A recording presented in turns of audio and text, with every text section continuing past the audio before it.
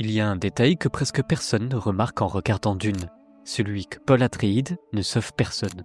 Que ce soit dans les films ou dans les livres, Frank Herbert, l'auteur de Dune, vous a manipulé en vous faisant croire que Paul était un héros. Le peuple d'Arrakis l'appelle le Lisan al-Gaïb, ce qui signifie littéralement la voix d'ailleurs, leur messie, leur promesse. Mais cette prophétie n'est pas tombée du ciel.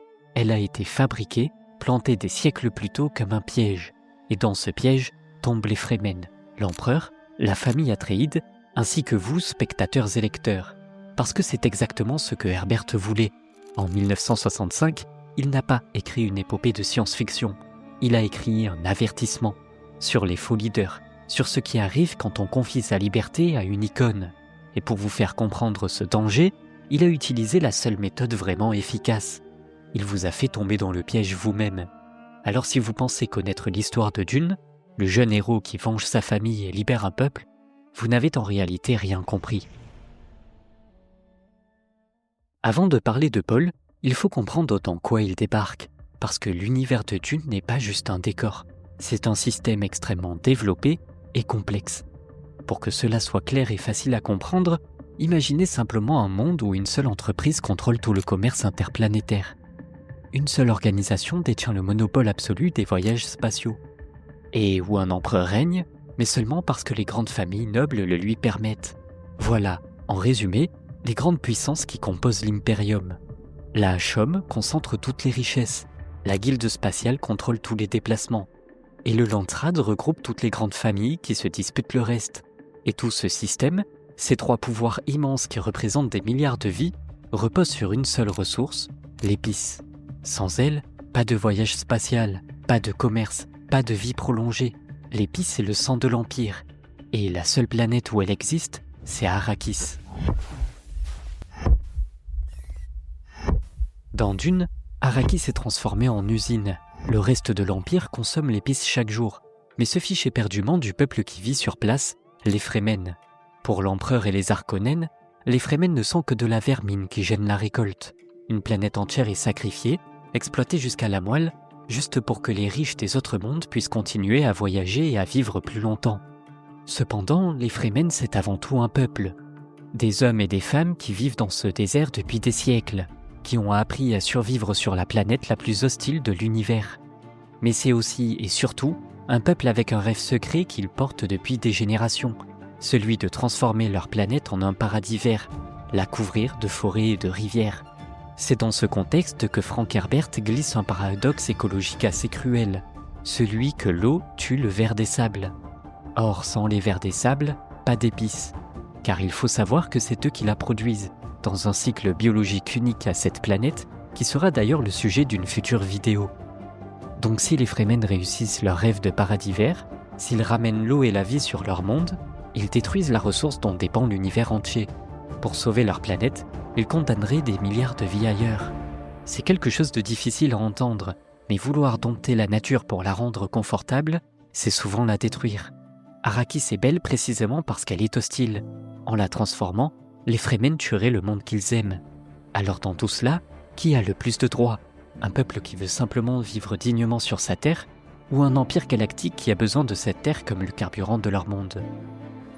Paul Atreides, lui, arrive au milieu de tout ça. Il n'est pas un dieu tombé du ciel. C'est un étranger opportuniste qui comprend très vite comment utiliser ce rêve de paradis pour lever une armée. Paul n'est pas un messie, il est le produit d'un programme. Pour comprendre cela, je dois vous parler des Bene Gesserit, cette organisation de femmes qui, depuis des millénaires, manipule dans l'ombre la politique de l'Imperium, les lignages nobles et les croyances des peuples.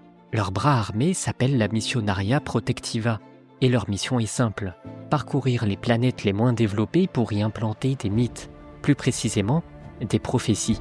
Sur Arrakis, elles ont semé la figure du Lisan al-Gaïb, le messie qui viendra de l'extérieur, parlera leur langue, connaîtra leurs rituels et maîtrisera des pouvoirs qu'aucun Fremen ordinaire ne possède, un élu qui les mènera vers leur paradis. Quand Paul Atreides arrive sur Arrakis, jeune, entraîné par sa mère Jessica au sein même du Bene Gesserit, capable de performances que les Fremen interprètent comme surnaturelles, il ne découvre pas une prophétie qui parle de lui. Il reconnaît le programme dans lequel il vient de mettre le pied. Paul et Jessica savent exactement ce qu'est le Lisan al-Gaïb. Ils savent que c'est un outil de manipulation, et ils choisissent quand même de l'utiliser. Quand Paul parle aux Fremen, il ne révèle pas une vérité divine.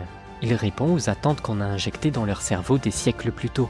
Chaque geste, chaque mot, chaque démonstration de puissance vient activer un conditionnement préexistant. C'est de la psychologie appliquée à l'échelle d'un peuple entier.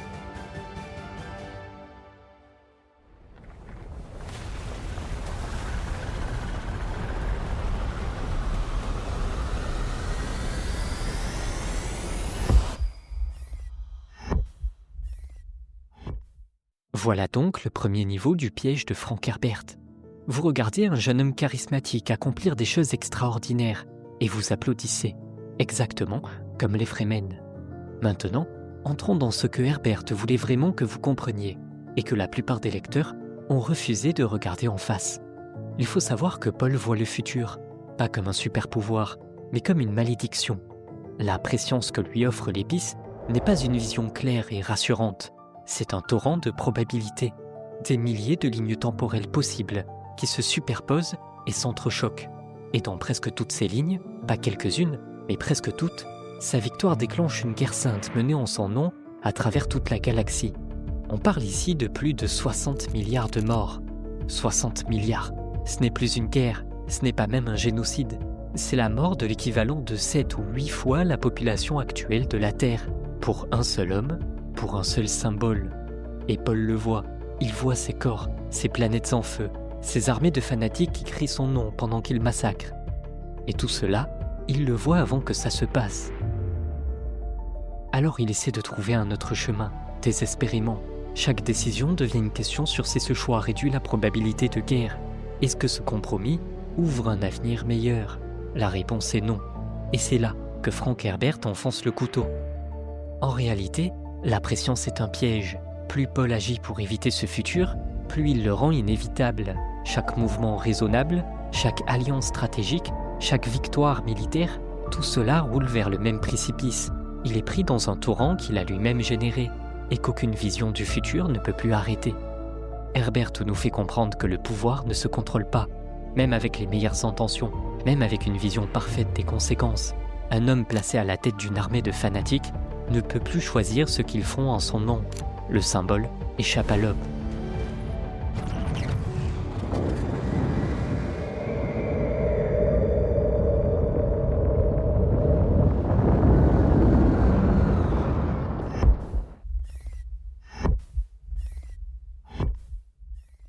Quand Dune est sorti en 1965, les lecteurs ont adoré Paul.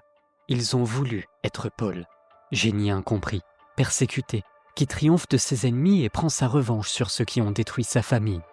C'est le schéma narratif le plus puissant de la littérature mondiale, et Frank Herbert le connaissait parfaitement. Il avait construit un piège, et son propre public y est tombé la tête la première. C'est pour ça qu'il a écrit les suites, Dune Messia, Children of Dune, des livres délibérément plus sombres, plus difficiles. Mais là où Herbert a peut-être sous-estimé quelque chose, c'est la puissance du récit héroïque sur notre cerveau. On a besoin de croire en quelqu'un, d'un élu, d'un guide, d'une figure qui va tout simplifier et tout régler. C'est plus confortable que d'accepter que le monde est complexe, que les problèmes n'ont pas de solution propre. Et les films de Denis Villeneuve, qui sont visuellement parmi les choses les plus impressionnantes produites par le cinéma de science-fiction, accentuent involontairement ce piège. Non pas parce qu'ils trahissent le roman, ils sont fidèles à l'histoire, mais le cinéma fait quelque chose que le roman ne fait pas. Il incarne, il donne un visage, une présence physique, une beauté au personnage. Là où Frank Herbert laisse le malaise s'installer et vous oblige à questionner Paul, le cinéma, lui, il le rend plus immédiat, plus incarné, parfois presque trop fascinant. Allez demander à une poignée de personnes qui ont vu le film, une grande partie penseront que Paul est le héros. Et c'est exactement ce que Herbert voulait éviter. Alors qu'est-ce qu'on a raté dans Dune la première fois? On a raté le fait que Dune n'est pas une simple histoire de science-fiction. C'est un avertissement. C'est une mise en garde contre notre tendance à vouloir des solutions simples, des leaders magnifiques et des héros qui règlent tout à notre place. Frank Herbert ne vous demande pas de détester Paul. Il vous demande de vous reconnaître dans ce qu'il adore, dans les Fremen qui lui abandonnent leur destin, dans les lecteurs qui ont refermé le livre en voulant être lui. Parce que c'est là que vit le vrai danger, pas dans les tyrans évidents qui brandissent leur pouvoir, mais dans les sauveurs sincères convaincus d'agir pour le bien, qui mettent en mouvement des forces qu'ils ne peuvent plus contrôler. La véritable leçon de Dune, ce n'est pas de choisir un camp, c'est de comprendre que notre confort a toujours un prix, et que le dormeur ne se réveille vraiment que lorsqu'il accepte de voir la complexité du monde au-delà de ses propres certitudes. Merci de m'avoir écouté et d'avoir regardé cette vidéo. C'était ma toute première et j'espère qu'elle vous aura plu. Sachez que cette chaîne YouTube sera plus ou moins entièrement consacrée à l'exploration de l'univers de Dune, donc si vous avez apprécié cette vidéo, je peux vous promettre qu'il y a encore beaucoup à dire, et que ce n'est qu'une infime partie de ce qu'est réellement Dune.